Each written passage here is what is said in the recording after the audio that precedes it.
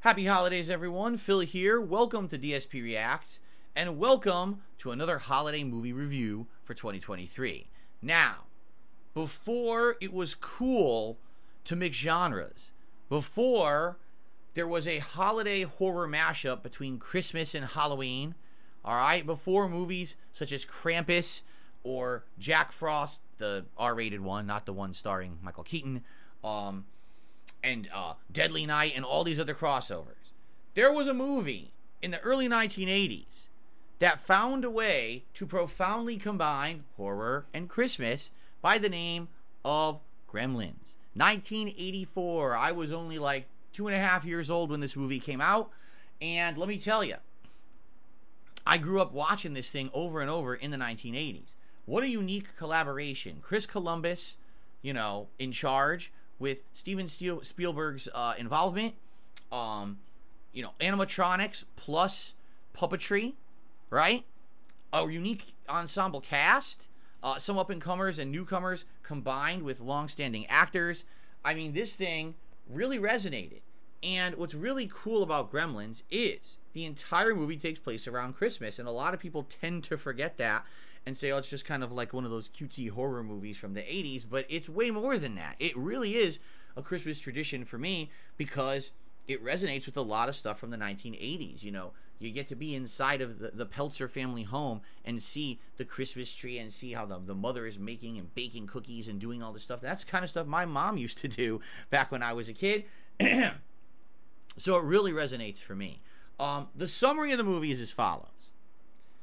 A man who is an inventor wants to find a unique holiday gift for his teenage son. I guess actually, technically, Billy is late. He's in his early 20s, actually, because he works at a bank. He goes to Chinatown and, unbeknownst to the owner of a shop, buys a unique creature called a mogwai. This mogwai, which at first it seems like it's some kind of a cute, unknown animal, actually is some kind of a mythical creature that has rules.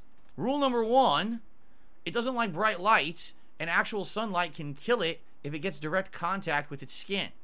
Number two, the creature should not ever, under any circumstances, get wet with water. And number three, so no baths. Must be pretty stinky. And number three, never feed the creature after midnight. As long as you abide by these three rules, you should be all right. And so this inventor basically buys this creature, even though the owner of the shop doesn't want to sell it. It's actually his grandson who kind of sneaks the creature out. And he comes home, you know, after being on the road selling his gadgets and gizmos, which never work, by the way. It's one of the running themes of the movie that this is basically an unsuccessful inventor dad, although he's a fun-loving or a very lovable, likable guy. Gives this mogwai to his son in his early 20s, Billy, for an early Christmas present. And so over the course of the movie, you see Billy raising Gizmo, and Gizmo, he names the mogwai, by the way, Gizmo. Gizmo is so ridiculously human-like. It learns, it sings, it starts to speak English phrases and understand what Billy's saying. So obviously this is no normal animal. It's funny because he's like, oh, maybe Gizmo will replace the household pet Barney, our dog, right? And Barney's all upset at that. He's like, I don't want to be replaced, right? He has those kind of reactions. What's funny about the movie is the entire first half is almost kind of like E.T. or something like that, where you get that vibe where there's kind of a crossover, kind of a family movie with elements of mystery, almost like sci-fi. It's not until the halfway point of this movie, and the movie is lengthy. It's an hour and 47 or 49 minutes, something like that. It's pretty lengthy for a horror movie. It's not until that point when finally the horror elements start to really come into play.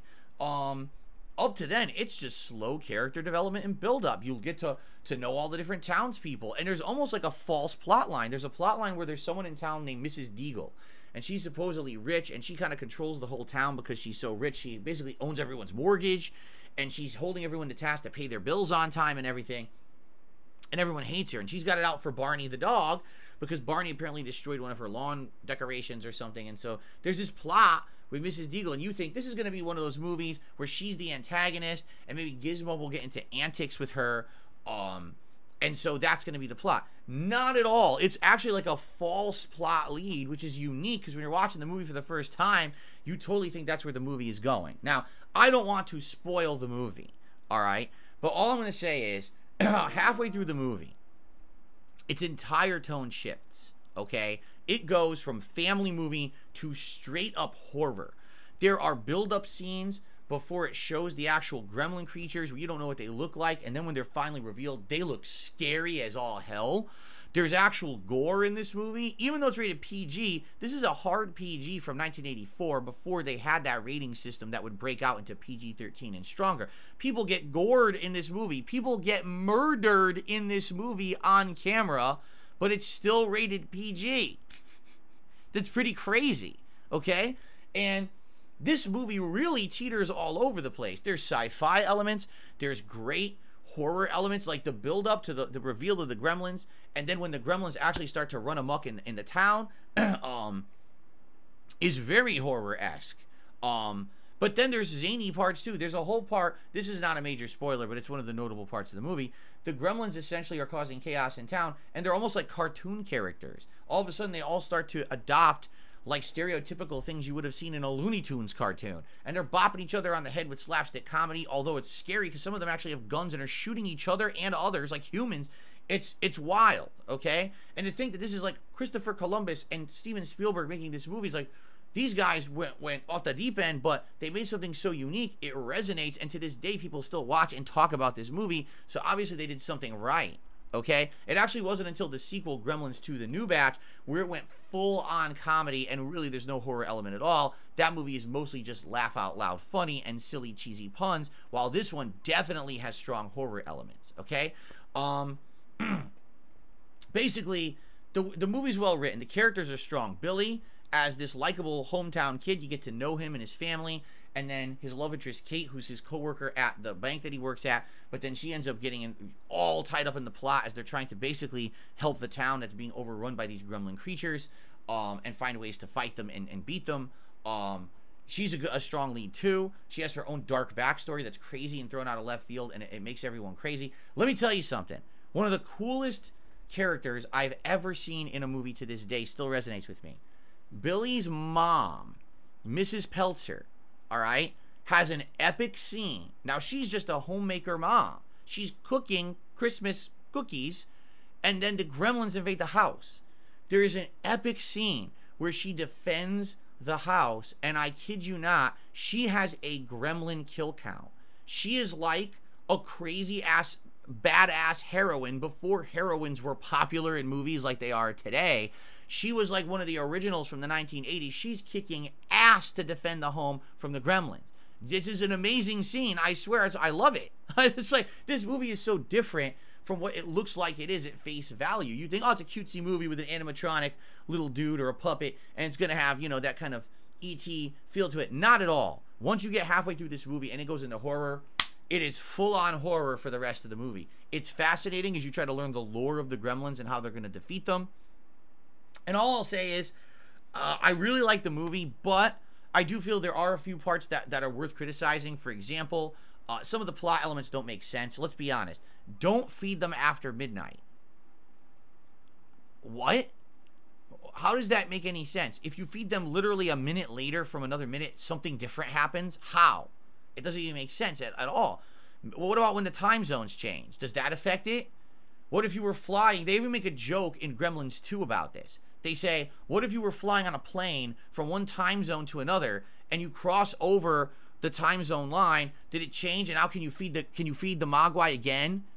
Because it's not midnight? It doesn't make any sense. That whole, like, don't get it wet. Okay, maybe it's allergic to water. Bright light, maybe it's super photosensitive and it would actually hurt it or burn it, right? Like, there's scientific explanations for that. Don't feed it after midnight makes no sense whatsoever, and it's just something that's been parodied and referenced for so many years that it's kind of legendary among movies now, right? There are some plot elements that are absolutely silly. One of the ways that they decide to try to defeat the gremlins, it doesn't make sense, and then it works. It's like, why did that just work?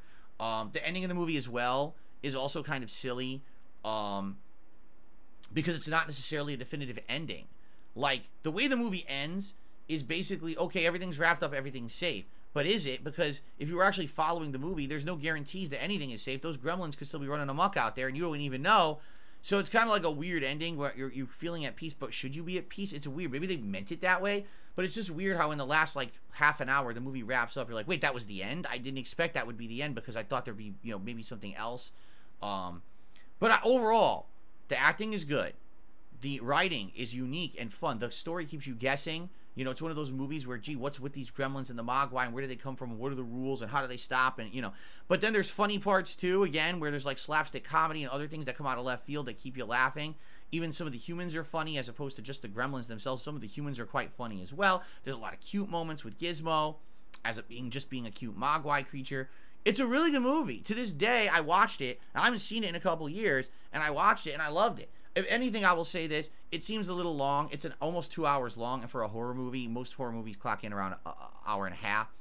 Because it's kind of a hybrid, it does seem to last a little bit longer than other horror movies, but it's good. And, you know, here's the thing that I always say. People say, well, is Die Hard a Christmas movie?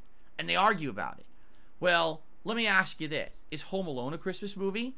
Is Home Alone about Christmas? No. It's about a kid being left home alone and having to defend his house from burglars, right? Is Gremlins a Christmas movie? Well, is it about Christmas? No. But it 100% takes place at Christmas. And if Home Alone takes place at Christmas, it is a Christmas movie. Then Die Hard and Gremlins are Christmas movies. So I don't care when people argue with me about it. Gremlins absolutely is a Christmas movie. The whole movie takes place during the Christmas season. It's all about all this ruining Christmas for the whole town. So if you've never seen it and you're okay with, you know, puppetry and animatronics and some stop motion animation, and you realize it ain't gonna look hyper realistic, but you're okay with that, and you want to see a really unique plot, and you've never seen this movie before, I've done as much as I can to not spoil in this review. Give it a look. You're gonna enjoy it, especially if you like that 80s vibe of stuff like Chris Columbus or Steven Spielberg. It's got that high production value vibe to it. And again, some of these actors in this movie you'll probably recognize from other stuff. It's a young Corey Feldman, the actor who went on to play the Mr. Fix-It style character in Breaking Bad and Better Call Saul. I forgot his name, but he is a cop in this movie. And it's hilarious to see him as a young guy in this movie and how he acts. It's just funny. So give it a look. I love it. It's one of my favorite Christmas season movies to watch because it's so different. It's not just about, oh, the holiday season, good vibes and fun. Instead, it's got a horror twinge to it, and it's got a little bit of everything for everyone. I really think you'll enjoy it. Gremlins, 2 thumbs up from me. One of my favorite Christmas movies, and I hope that you'll give it a look if you've never seen it. All right, the holidays roll on. I will have more holiday reviews coming for you. I hope you enjoyed this one, and I'll see you all soon right here on DSP Reacts. Happy holidays, everybody.